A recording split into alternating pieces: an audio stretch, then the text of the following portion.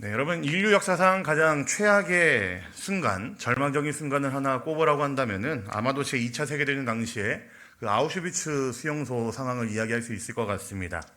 그것은 인간의 존엄성이 완전히 파괴된 곳이었죠.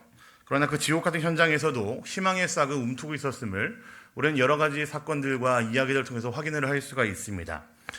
유대인 신견 전문의인 빅터 프랭클이라는 사람이 있습니다.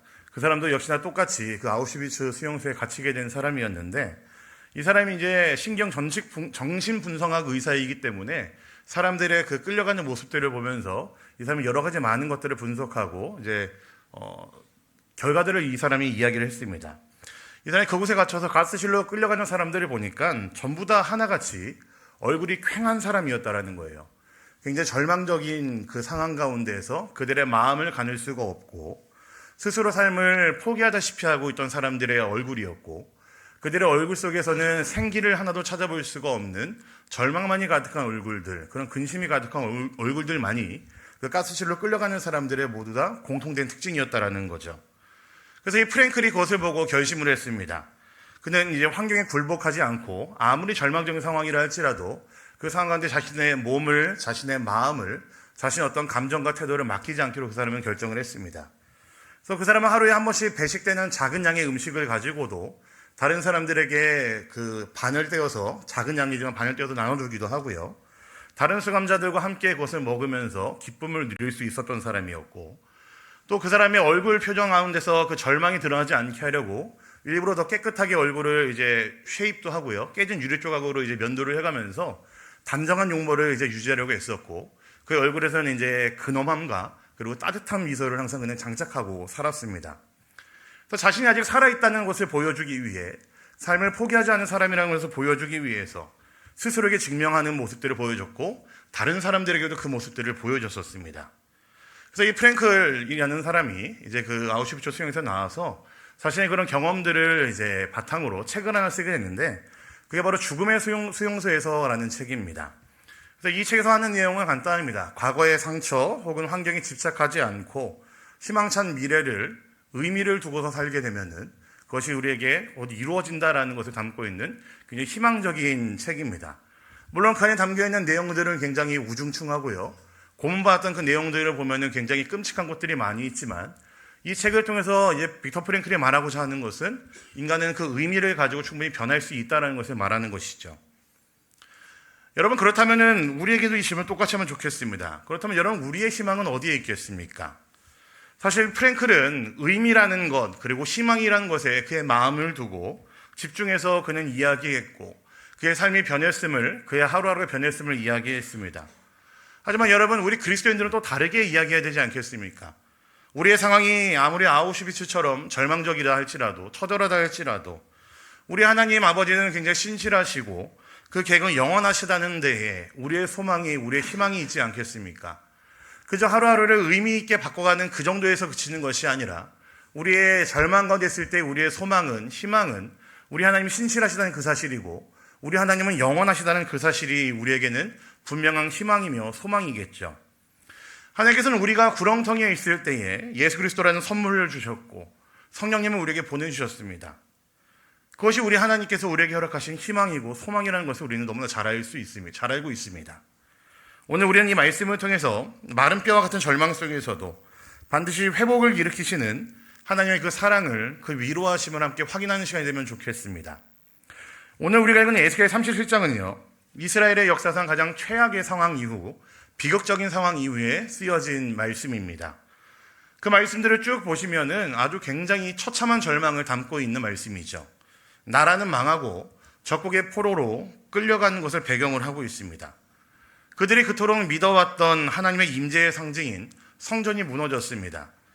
그리고 자기들 스스로는 하나님의 선택받은 백성이라고 여기고 있었고, 그것이 그들의 자부심이었었는데 그들의 조국이 멸망했습니다.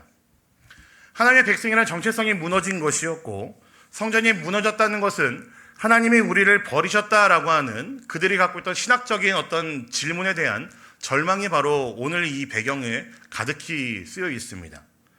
이런 절망 가운데는 에스겔을 하나님이 찾아오셨습니다. 그리고 그에게 마른 뼈가 가득한 골짜기 환상을 보여주면서 그와 이야기를 이끌어 가시는 것이 바로 오늘 말씀이죠. 우리 오늘 말씀 1절과 2절 말씀 한번 같이 보도록 하겠습니다. 오늘 말씀 1절, 2절입니다. 같이 보겠습니다. 시작.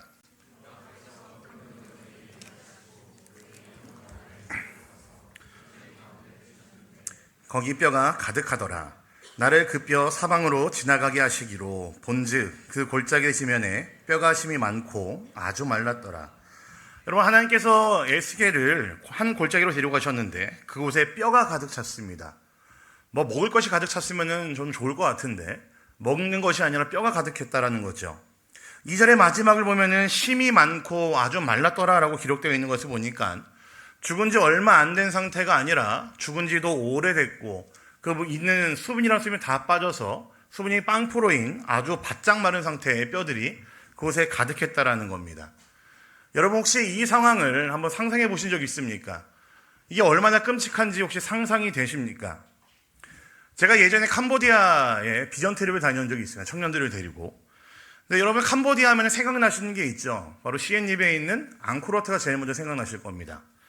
네, 여러분, 많은 분들이 이 앙코르와트를 먼저 떠올리시겠지만 그보다 먼저 우리가 기억해야 될 캄보디아의 가장 아픈 역사 중에 하나는요, 바로 킬링필드 사건입니다. 크메르 루즈라는 이제 정권과 그 정권의 수장이었던 폴포트라는 사람의 지휘 아래에 많은 사람이 죽은 사건이 있었습니다.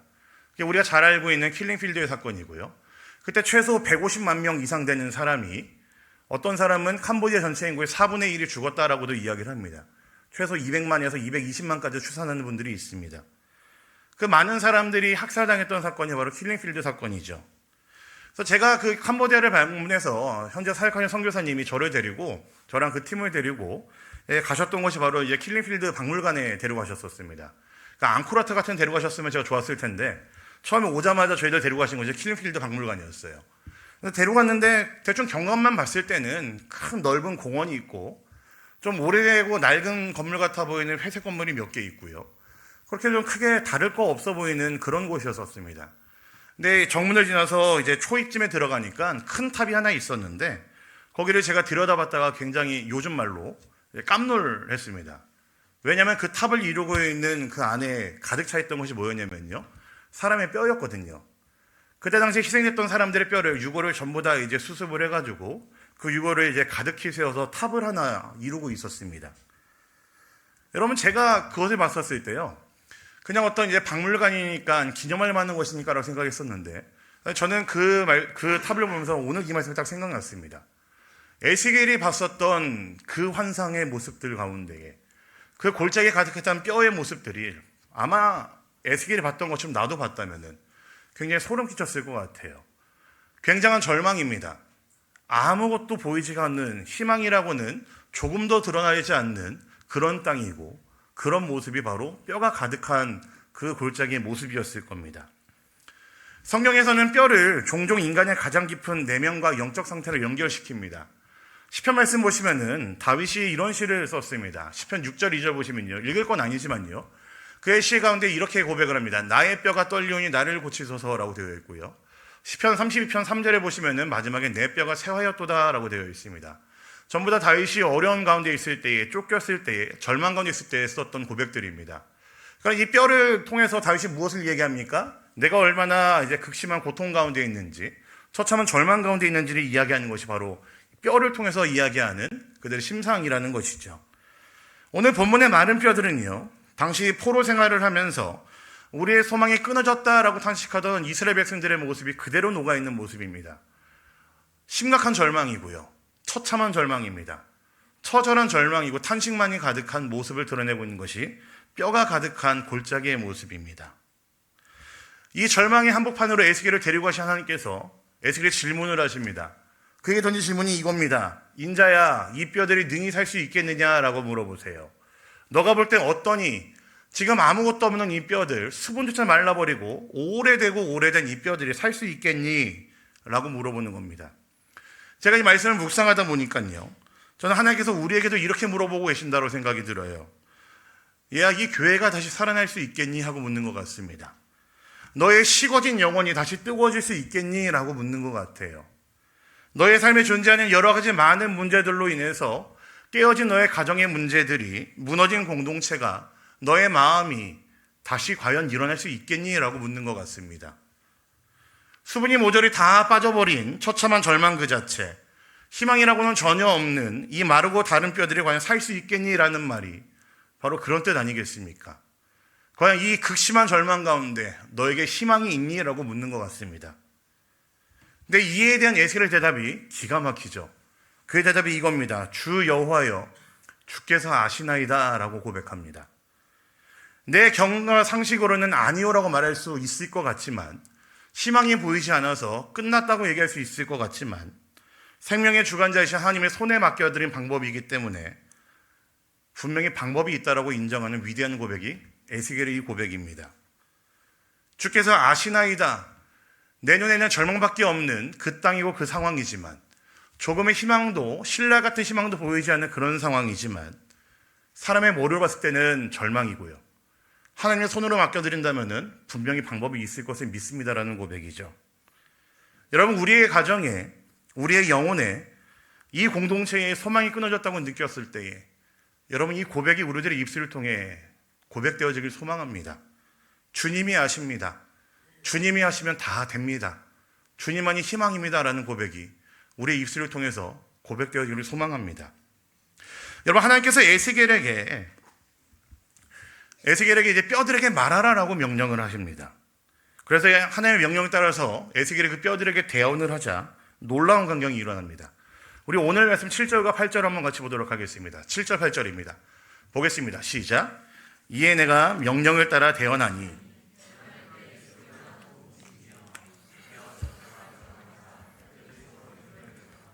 내가 또 보니 그 뼈에 힘줄이 생기고 살이 오르며 그 위에 가죽이 덮이나 그 속에 생기는 없더라.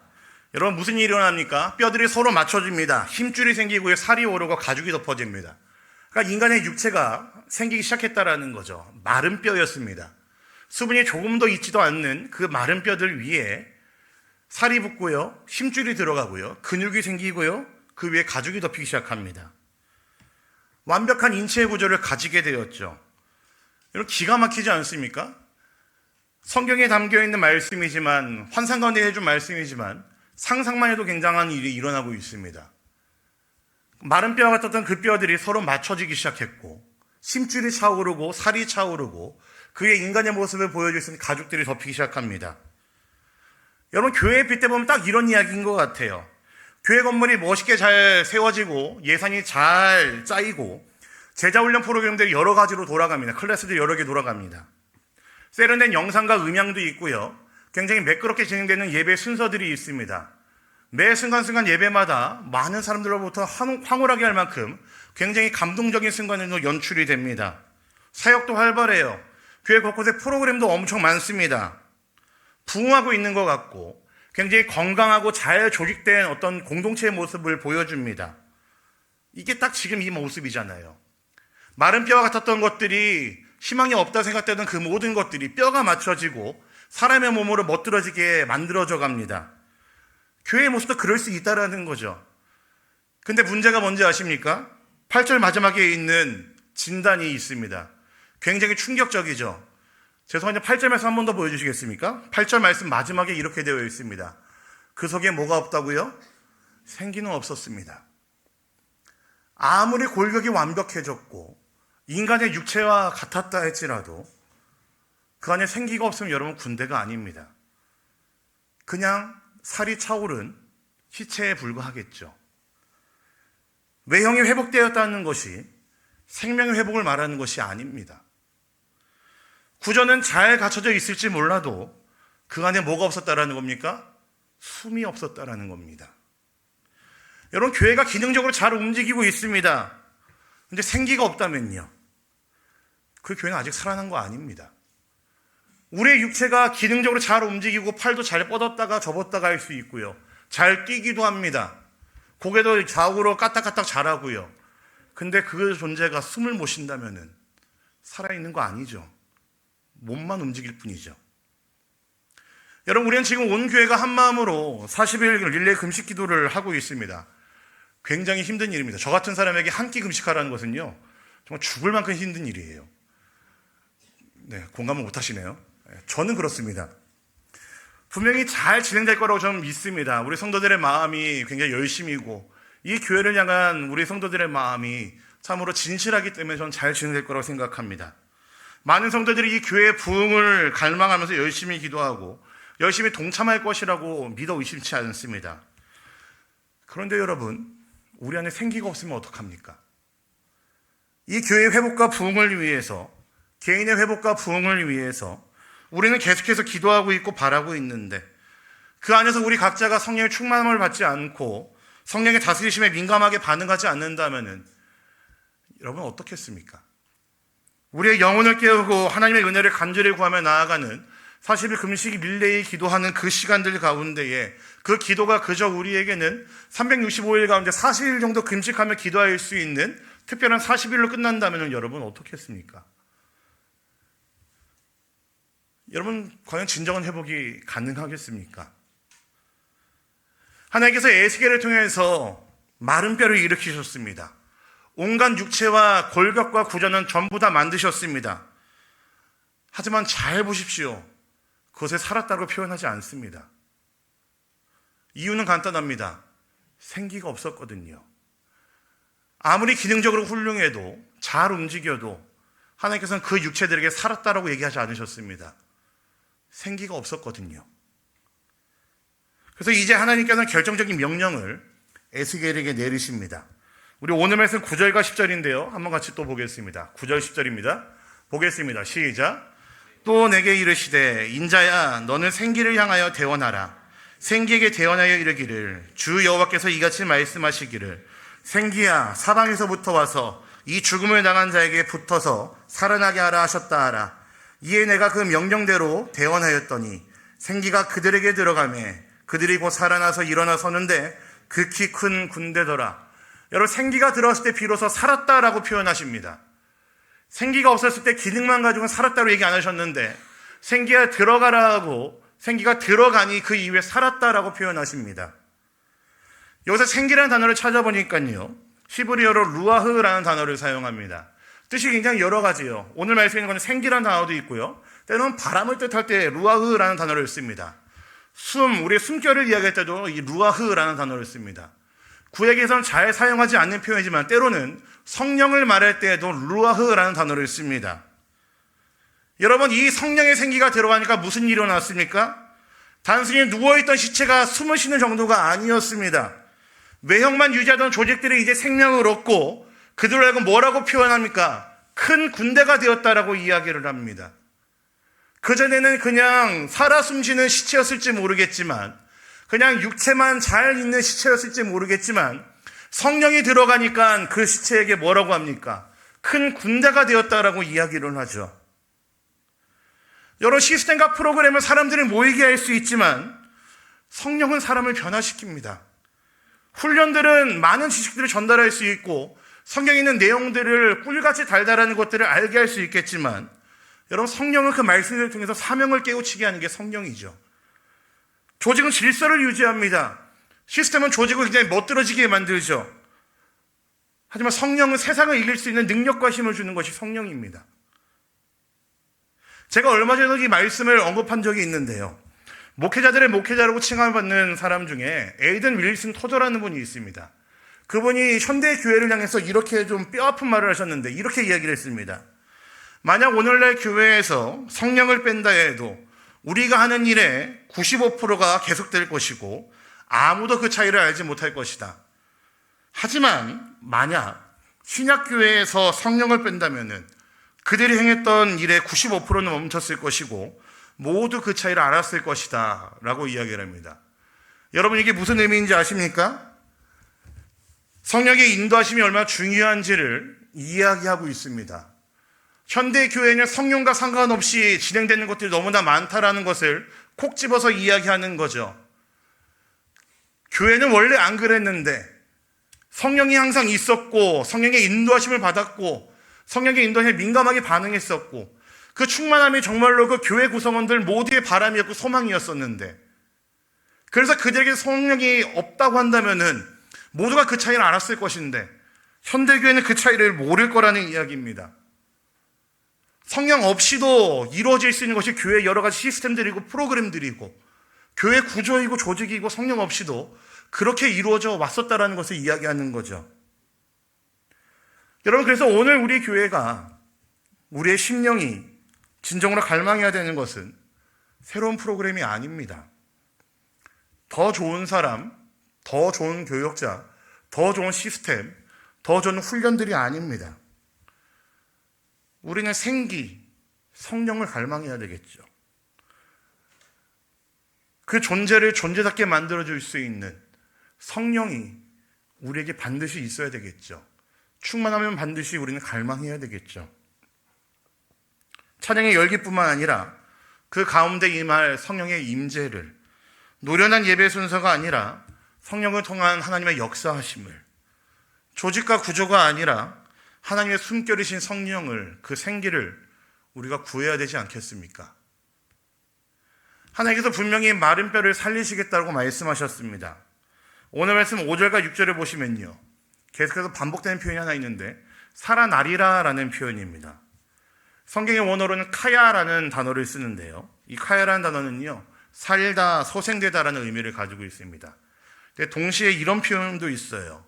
왕성해지다, 번성해진다라는 표현도 있습니다. 여러분, 그러니까 하나님께서 우리를 살아나게 하셨을 때 원하셨던 것은 그냥 단순히 숨만 헐떡헐떡하는 그 정도 상태가 아니라 완벽한 회복을, 완전한 회복을 원하신다라는 겁니다. 여러분, 우리가 이번 40일 릴레이 기도를 통해서 구하는 것이 무엇입니까? 부흥이라는 단어로 대변되고 있지만 하나님의 살리심을 우리는 간절히 바라고 있지 않습니까? 그렇다면 여러분, 하나님의 살리심이 과연 무엇을 의미하겠습니까? 하나님이 교회의 기능적인 회복이 아니라 성령을 통한 정체성의 회복을 원하신다라는 겁니다. 조직의 재정비가 아니라 우리 각자의 존재가 새로워지는 것을 원하신다라는 겁니다. 이것은 오직 성령으로만 가능하죠. 우리가 잘 아는 말씀 중에 스가랴 4장 6절 말씀 보면요, 이런 말씀이 있죠. 한번 같이 볼까요? 스가랴 4장 6절 보겠습니다. 시작.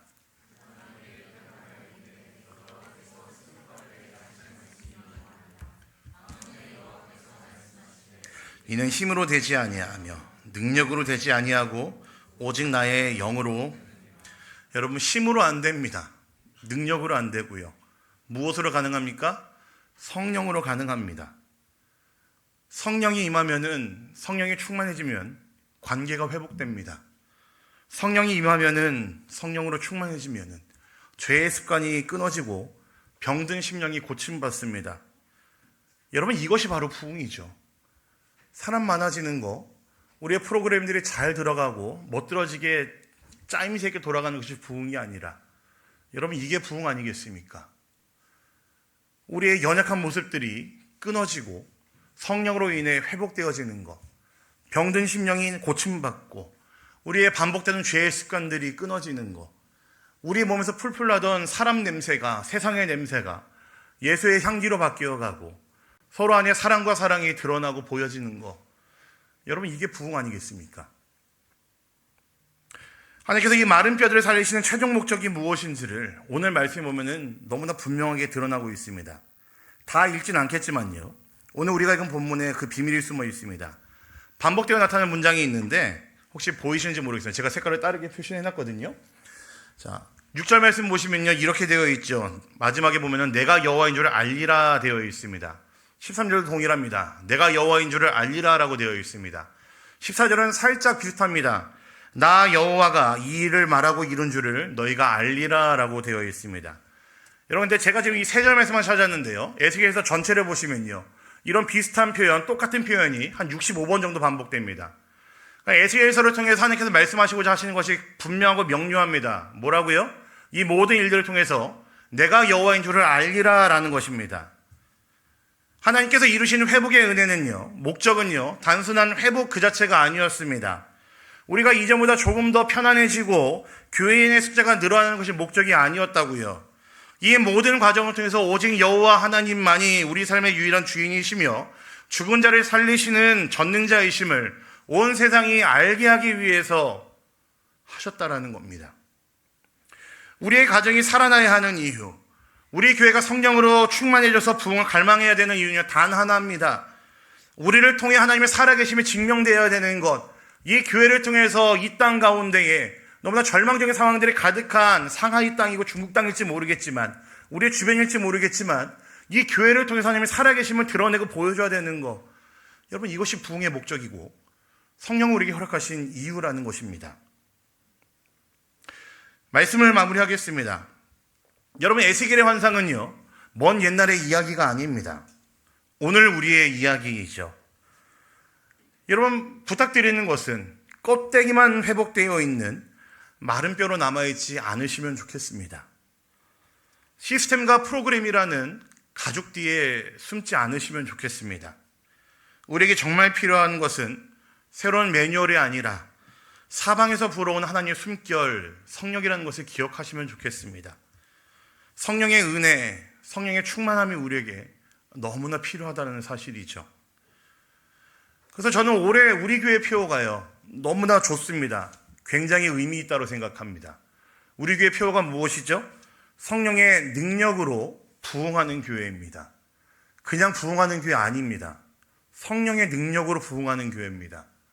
우리 각자의 심령마다 성령께서 충만히 임하시고 그 성령의 돌보심으로, 성령의 인도하심으로 가득 찬 우리들이 우리의 삶에서 잘 살아낼 때에, 우리의 삶에서 반복되고 있는 연약한 모습들을 끊어낼 때에, 우리의 모습들을 통해서 예수가 드러나고 보여질 때에, 그때 우리가 고백할 수 있고 외칠 수 있는 것은 그게 부흥이라는 거죠. 교회의 모든 교구와 각 기관들, 유아부부터 대학부 이르는 모든 교육부서, 그리고 여러분의 가정마다 이 하나님의 루하가 임하시기를 사모하시기를 원합니다. 여러분의 매일매일의 삶 속에서 이 루하의 성령의 생기가, 하나님의 그 숨결이 여러분들의 삶 안에 가득하기를 소망합니다. 우리가 간절히 성령을 구할 때에 우리 하나님께서는 마른 뼈와 같은 우리를, 이 교회를 분명히 큰 군대로 이끌어내실 것입니다. 그 성령 충만함을 사모하시면서 나아가는 사랑하는 우리 상하이향연합회 모든 성도님들 되시기를 우리 주님의 이름으로 간절히 부탁드립니다. 여러분들의 매일매일의 삶 속에서 여러분이 잊지 말고 간구해야 될 것은 성령의 충만함임을 여러분 꼭 잊지 말고 간구하신 여러분 모두가 되기를 소망합니다.